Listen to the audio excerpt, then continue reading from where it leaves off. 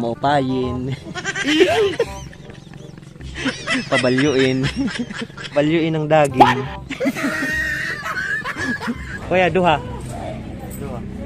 Pagsayawan, waray discount.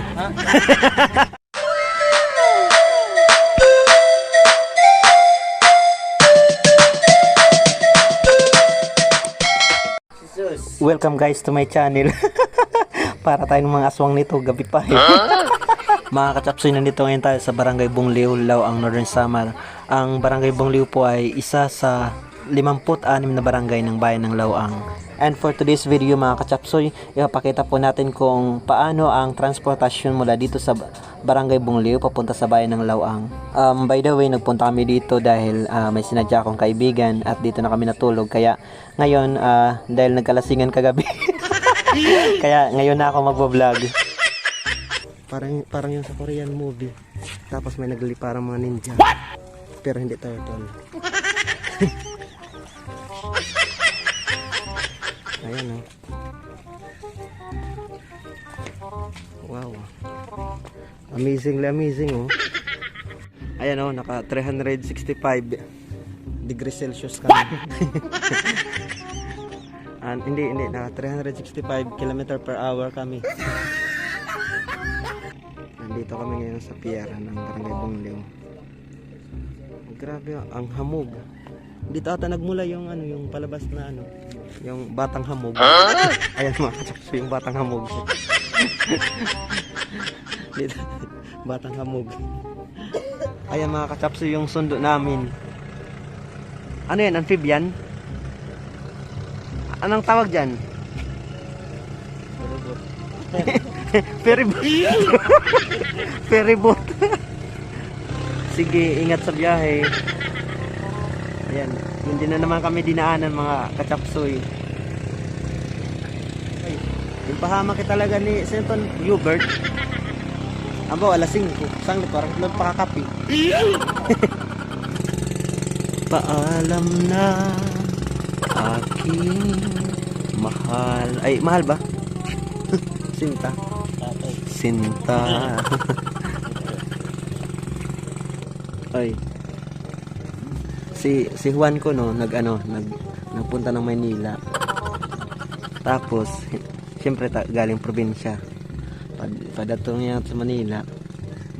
Nga ang bago sa kanya nanay, Juan, kato na bali daw dito ko nga dagom ay magtatahi Si Juan kasi maharap mag-Tagalog. Ang basta tindahan. Maupayin. Pabalyuin. Maupayin, pabalyuin ako. Mama sa tindera. Ha?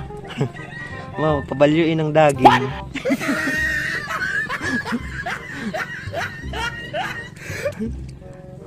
May nga nasan kanta niya na. Nauso ito nga ko, ang dagim. Dagim. Wow, ayun.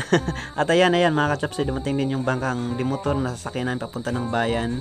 Sa pagkakaalam ko mga kachapsoy, ito lang yung natatanging paraan ng kanilang transportasyon dito mula sa kanilang barangay dito sa Barangay Bongliw papunta ng bayan. Kaya naman mga kachapsoy, yung mga taong papunta ng bayan at mga karatig barangay na gustong sumakay ay maaga pa lang nakapila na dito sa kanilang pantalan upang makasakay sila dahil nga madalang yung mga sasakyan o mga bangkang dimotor na nagbabiyahe sa araw-araw. At dahil nga mga kachapsoy, ito lang yung kanilang paraan ng kanilang transportasyon, dito na nila isinasakay yung mga produkto na kanilang ibinibenta sa bayan at dito na rin nila isinasakay pa uwi yung kanilang mga binibili naman na kanilang mga pangangailangan mula sa bayan. Mula dito mga kachapsoy sa aming kinaupuan, makikita natin yung mangilan-ngilan sa mga taong sasakay at ayon nga sa may-ari ng bangka, mamaya daw ay punuan ito. Kung kaya naman, yung mga tao ay maaga pa lamang nakaantabay na at nag-aabang ng mga bangkang dimotor na masasakyan upang nang sa ganun sila ay makasakay at hindi maiwan mga kachapsoy. Yes, sa wakas, ayan mga kachapsoy, nakasakay na po kami ngayon. Andito na po kami, maganda po yung aming pwesto.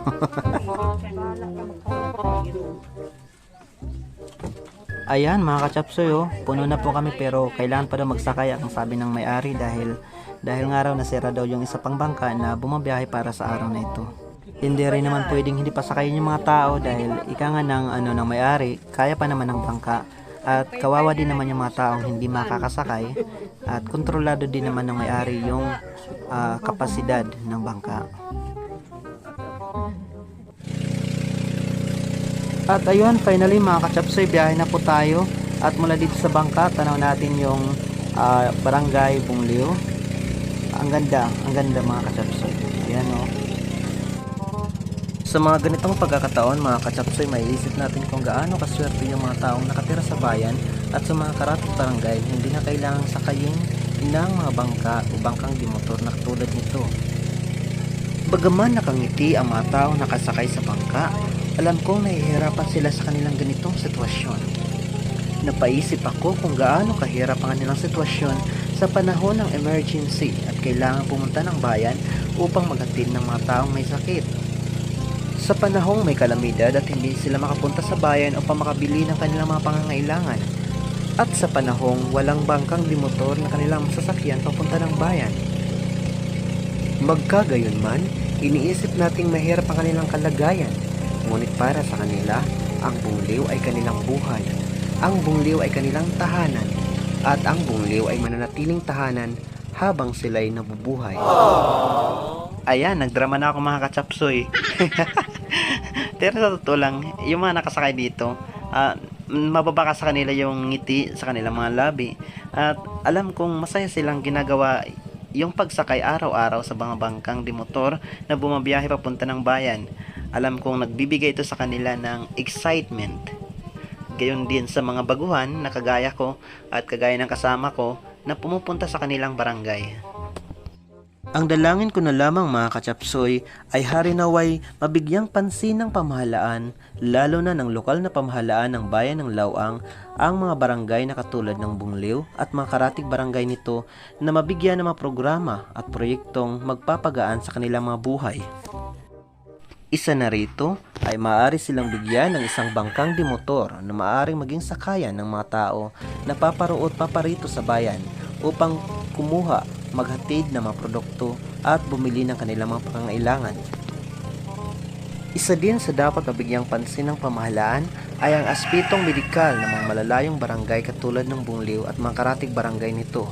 Pahirapan nga namang isugod sa ospital ang mga taong may karamdaman, lalo na ang mga magsisilang ng sanggol ng mga kababaihan. Sa kasalukuyan ay mayroon namang programa ang pamahalaan at lokal na pamahalaan hinggil dito. Dangan nga lang, marahil ay higit na mainam na mapagbuti at lalo pang mapaghusay ang serbisyong ito para sa mga kababayan nating nakatira sa mga liblib na lugar kagaya ng Bungliw.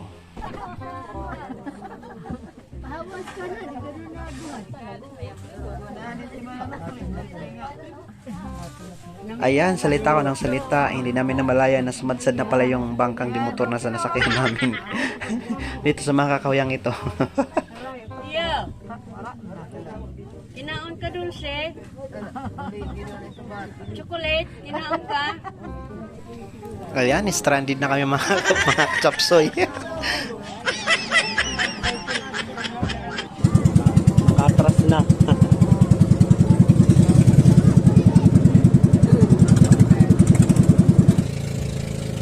Ayan, nakalago na rin kami mga kachapsoy. Kung mayroon man konswelo sa biyaheng ito ay yung nakikita mo yung kagandahan ng kapaligiran syempre. Nagkakaroon ka ng koneksyon sa kagandahan ng kalikasan at ito yung magiging daan para mapamahal ka sa kanila at pangalagaan mo rin yung kalikasan. Grabe mga kachapsoy, ang tagal din pala ng biyahe. Ilang oras kaya yung bubunuin namin bago makarating ng bayan? Ayan mga kachapsoy, chika-chika muna yung mga tao dito. Ayan, finally mga kachapsoy, pagkatapos na mahigit isang oras, nandito na kami ngayon sa bukana ng bayan at malapit na kami mga kachaps. At ayan, finally, nandito na kami sa bayan mga kachapsoy. Padaong na yung aming bangka. Shoutout nga pala sa mga nakasabayan namin. At lalong-lalo na shoutout sa pinuntahan naming kaibigan. Shoutout sa inyo, Lods.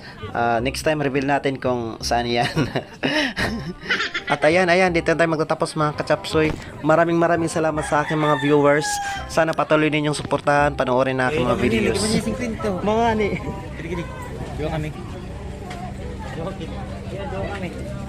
Kuya, duha. Pagsayawan, maray discount. Salamat, malitaw.